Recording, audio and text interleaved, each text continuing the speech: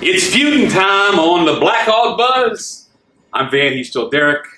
I'm actually talking about a lot of great competition still coming up on our calendars. But before we look ahead, let's look back. Club championships were resolved last weekend, and I think it was an incredible turnout and some very, very, very good golf. Not by yours truly, but a lot of other people played some very good golf.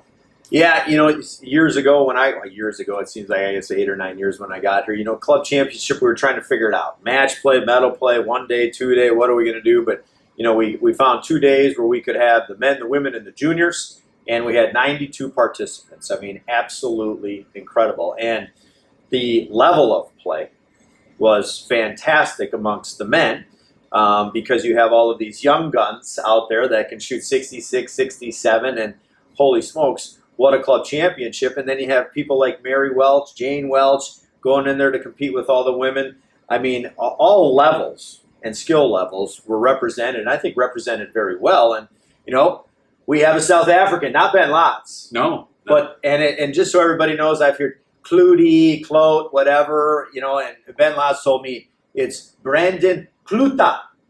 Kluta, 67-71, your club champion. And I'm just going to bring it up. It would have been really cool for Tony Billich to be back here. I think he won it like 15 years in a row or something. But, you had a lot of missing, like Brad O'Loughlin, Emmett Herb, and these players. And Brandon put up a really good showing. Brent Slow put some heat on him on the back nine. It was just great golf to watch. A ton of fun. And we had kind of under radar there that Mark Kniffer slide in there to get into that leaders group, which was awesome. So congratulations to Brandon. We had a little sudden death chip in by Mary Northcraft. To those that have been at the club for more than 10 years, Mary Welch, the Welch back on the trophy. And then, as I've grown up, there are certain people that you refer to. LeBron, you don't have to say his last name, right? And you just MJ, right? Michael Jordan, Well, at Blackhawk, we have Dom, right? And Dominic wins the men's net club champion who scores of 74-65, net 139. Congratulations to him. We had a very surprised Marilyn Critchko, who won the women's net event at 70, men's senior club championship in a playoff against Mr. DiBernardo was Todd Bramson. Quite a year for him. I mean, he's participated. He played great here in the senior amateur. He's just played great all year. And for him to win the senior club championship is great. And then the women's senior club champion, Sharon Moses, net 94. Congratulations to her. And then I'll tell you, we got a lot of smart people at Blackhawk, but this Fernando Alvarado figured it out. He's like, if nobody signed up in the super senior, I'm going in that category. He wins the gross and the net. Right. And he actually tried on the first tee to tee up on the wrong blocks. And all he said to me was, if I stay upright today, Derek, I win this thing. So he was a lot of fun to have out there playing. And then we had the president's son come from behind, Alex Sosnowski. He shot 77-77 to win the boys club championship. And you know what? I told Chad Grimm years ago, I said, if you get your daughter out there mowing some grass and stuff like that, I think she's going to get stronger. And man, oh man, has she gotten stronger. And she shot tremendous scores and actually has had a really good summer playing. 79-77 for your girls club champion, Sydney Grimm. Fantastic stuff.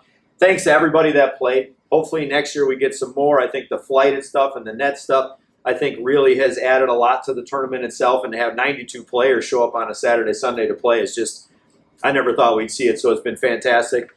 Congratulations, everybody. I got to touch on the men's invitational. I mean, it was canceled, it was on, it was canceled, it was on. We figured out a way to do it with a new format, and I think it was a big win. I don't know how you feel. Absolutely, it was a big win because it looked like we went from the penthouse to the outhouse, but we landed somewhere in betwixt. And I think everybody that played, participated, had a wonderful time, a wonderful experience. I think it was another showpiece for Blackhawk Country Club. And I think for people that were outside of the Madison area or at other clubs in Madison or around the state, I think to a person, they all had a wonderful time. Yeah, it was big time for us. So we got some big things coming up on the calendar now.